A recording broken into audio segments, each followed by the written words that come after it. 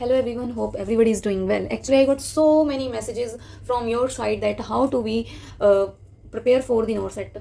What are the books that you have to be used for the preparation and time duration you need, time strategies that you have to be need to be follow for the preparation. Whatever the messages personally I am using, I always try to answer all the queries, but sometimes it's getting difficult to answer all the queries. So that's why I make a single video so that I can answer all your queries. So the first सबका जो doubt रहता है कि books कौन कौन सी use करनी है. So personally I have used all these books and my personal notes for the preparation. So these same books I have used for my NCLEX journey also. The first book is the Saunders book, Saunders NCLEX book that all people nowadays I think using. So इसको पढ़ना कैसे है, read कैसे करना है, कैसे इसको go through करना है, वो मैं एक डिफरेंट वीडियो में बताऊंगी. बिकॉज वो चीज़ होनी भी, उसको रीड कैसे करना है, दैट इज़ मच इम्पॉर्टेंट कि आप उस बुक को पढ़ रहे हो या किसी भी सोर्स को पढ़ रहे हो तो उसको फॉलो कैसे करना है, उसको पढ़ना कैसे, that is very very very important. उसके बाद जो मैंने बुक फॉलो करी थी that is the target high.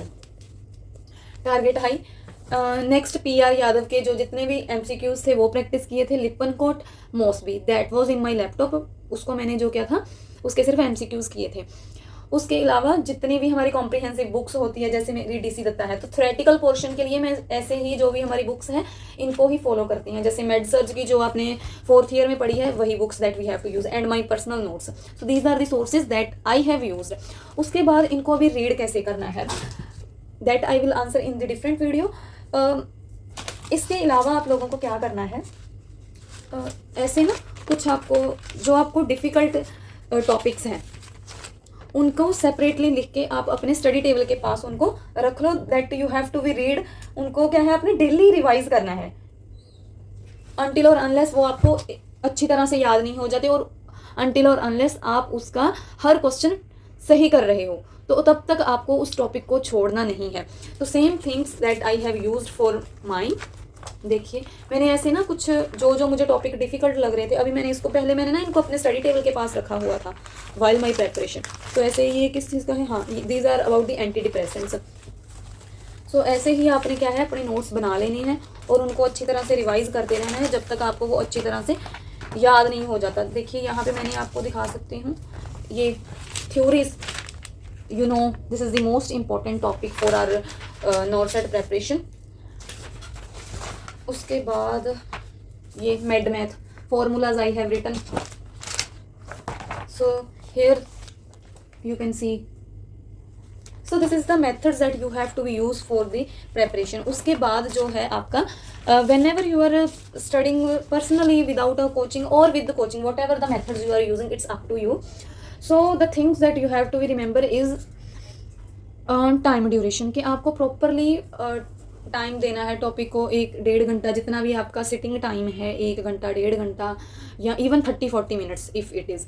तो you have to be take the breaks, you have to use the pomodoro techniques.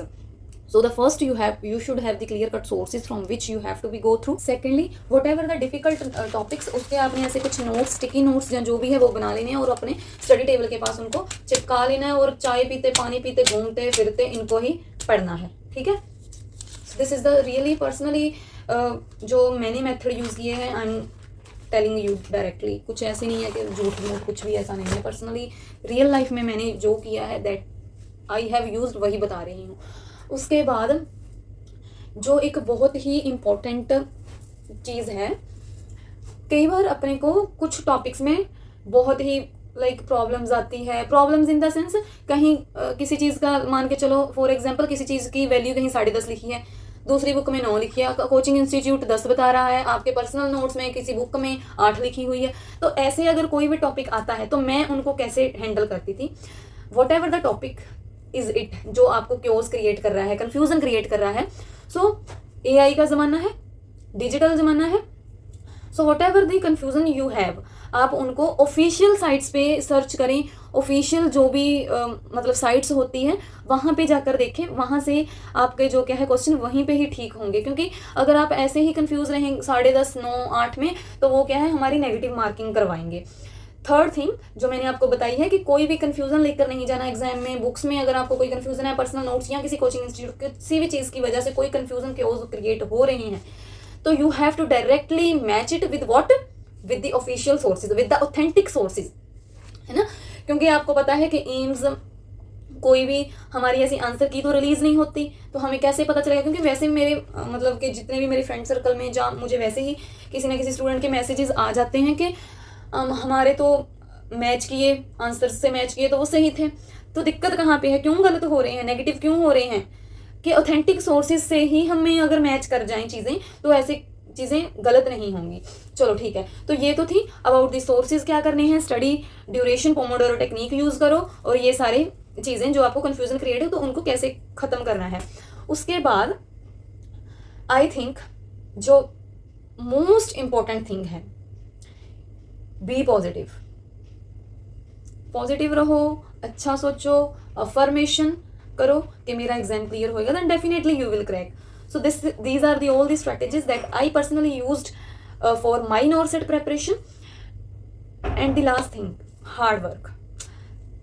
देखिए, लिमिटेड सोर्सेज रहें, हार्ड वर्क एंड पॉजिटिव, आपको कोई भी पीछे नहीं छोड़ सकता फॉर योर प्रेपरेशन। तो दीज आर द थिंग्स, इनको यूज कीजिए, definitely you will crack your NORCET। Thank you for watching the video.